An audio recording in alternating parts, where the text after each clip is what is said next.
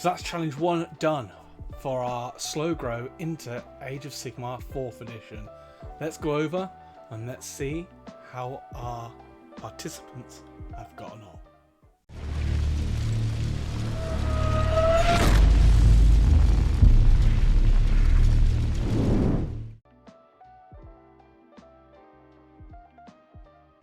So for challenge 1, for my hero, I've decided to pick the Abhorrent Gore Warden, and for my unit, I've gone with the Morbeg Knights, so I've gone with a unit of 3.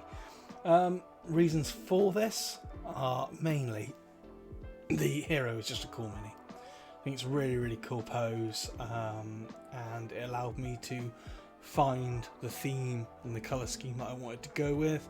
And yeah, who doesn't like bat cav, right? Just ghouls riding bats. It's great. Why not?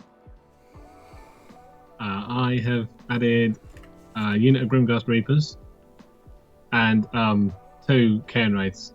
I overdid the heroes because it's just the Grim Reaper, isn't it? It's that classic death imagery. Just looks cool. So for month 1, challenge 1 of the AOS Slow Grow campaign, I went with a High Gladiatrix and the Grizel's Arenae, which is technically a warband from Underworld, but is currently usable in AOS. Don't know if it's going to be a case of going forward. But I picked them because they're really nice models, and it's a small unit that allows me to work on them, tie down on a colour scheme. So, question 1. What units did I add for challenge 1 and why did I add them? Well, I added an Enlightener and a unit of Blade Lords. Hello again, wonderful hobby people. It's time for a quick update on the Phantasmal Wargaming Slow Grow ahead of AOS 4.0. I've been working away on the first couple of units for my Sylvaneth. I have added... I'm checking notes here because Daz has set us some questions. So I have added a set of Kurnoth Hunters with Kurnoth Great Bows and the Arch Revenant. There's a reason behind that, which I will explain when we get to question 2, because it's related to my colour scheme.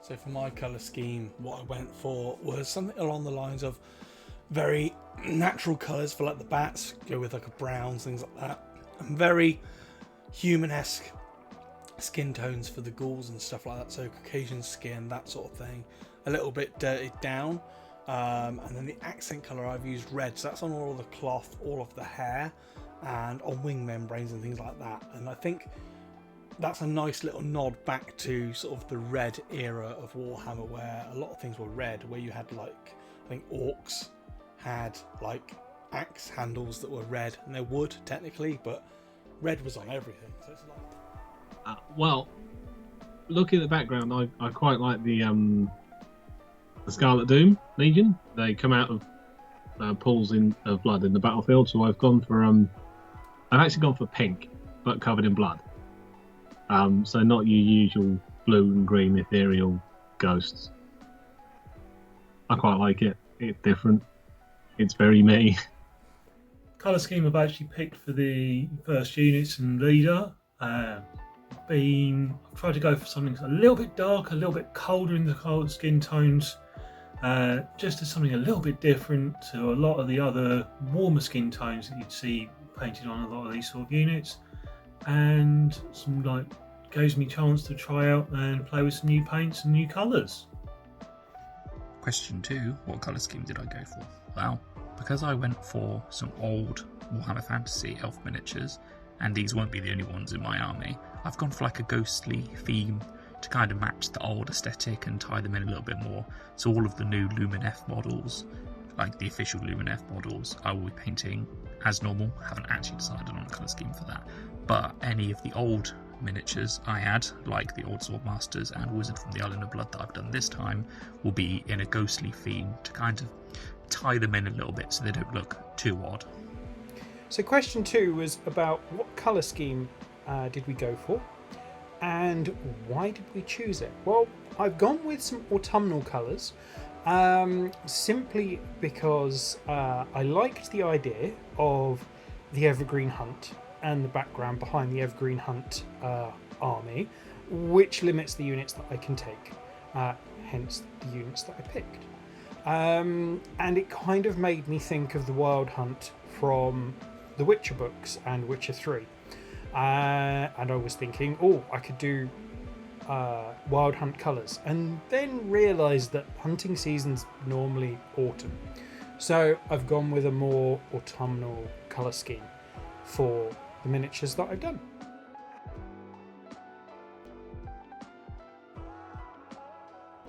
So yeah, I think the challenge 1 has gone okay. I've got everything done. There's a little bit of basing that I can do near the end, I guess, and so a few highlights here and there. But overall, I'm happy with how it came out. If I could go back and start again, I probably wouldn't have picked Flesh Eater Courts, to be honest. They're far more detailed than I imagined. I thought I'd be able to do them a lot quicker.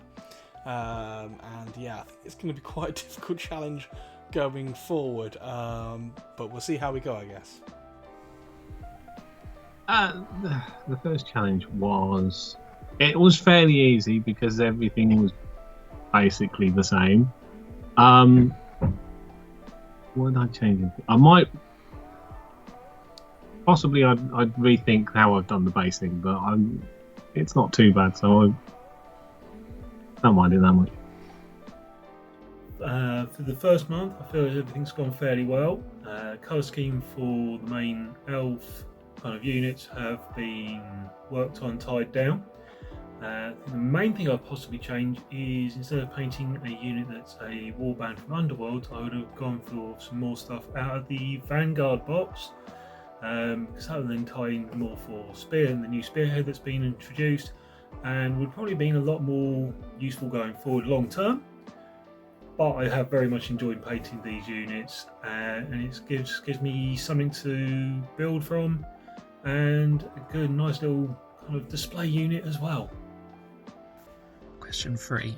How has the first challenge been? Yeah, pretty easy, being ghosts, and you know what, it was really good fun to put some paint on old elf miniatures that, you know, I just had lying around. I wasn't going to use for anything else. I don't need them for Old World. I will be playing my elves in Old World, but I had plenty of spare Swordmasters going around from the end times, and it was an Island of Blood Mage, and they're everywhere, so it just made sense to use one of those. If I could start again and change anything, maybe I probably wouldn't. I'm really quite happy with how it came out. Maybe if I had a little bit more time, then I'd probably do some actual Lumineth stuff first, rather than the Ghost Elves, but just been fairly busy this month, so was short on painting time, so it made sense to do the slightly easier stuff first, but that's also me just being a little bit lazy. Question 3 was, how's the challenge been for you, and if you could start it again, would there be anything you'd change? The first month hasn't been great. Stuff outside of hobby has been a bit of a problem. I'm still putting finishing touches on the first month's models. I know what I'm going to do as my second month model for May. It's going to be Belthnos, because kind of you need Belthnos or particular characters to run the Evergreen Hunt. Okay, it might not be a valid pick until we get the actual Sylvaneth Battletome. So from June onwards, I may pick up a couple of other units just in case we don't have anything like the Evergreen Hunt available, and suddenly my list becomes completely invalid. Yeah, we're not going to go there. What would I change? I think probably if I went back, I might do Skaven. The problem with Skaven is just the sheer number that I would be painting. Obviously, they're a lot easier to paint with contrast paints and stuff like that, but Sylvaneth, there are a couple of personal reasons I picked them as well. So yeah, I think I would probably stick with what I'm doing, even though I've run into a few problems in April. As I say, nothing to do with hobby itself.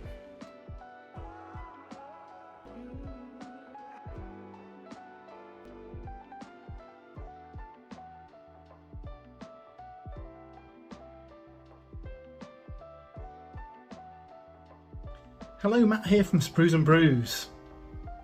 So, I went off on a bit of a tangent this month. Originally, I was going to paint up some Gloomspite Gits, but then all the gorgeous Dark Oath stuff went up for pre-order.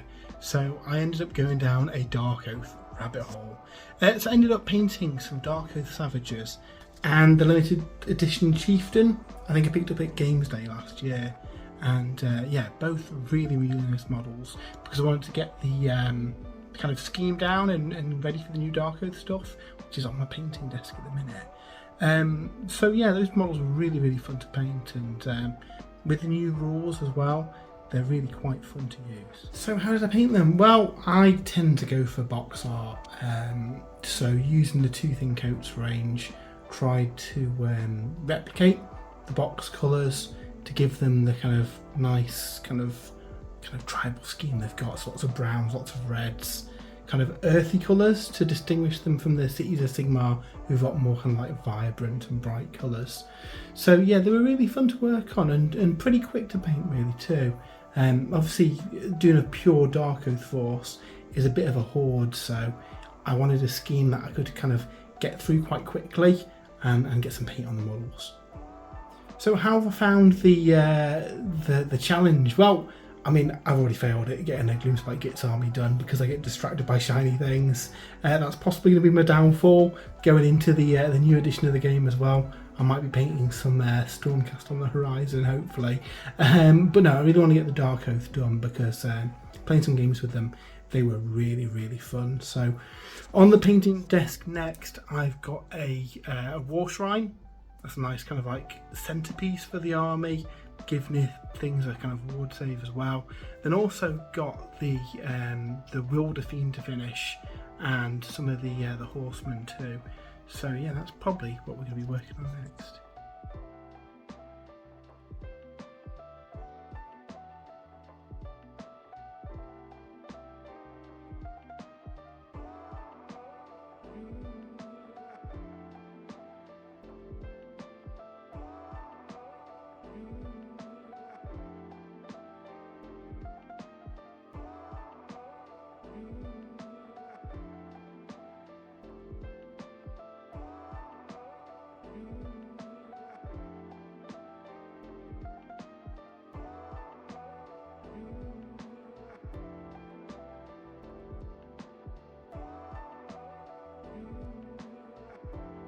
Boo, elves.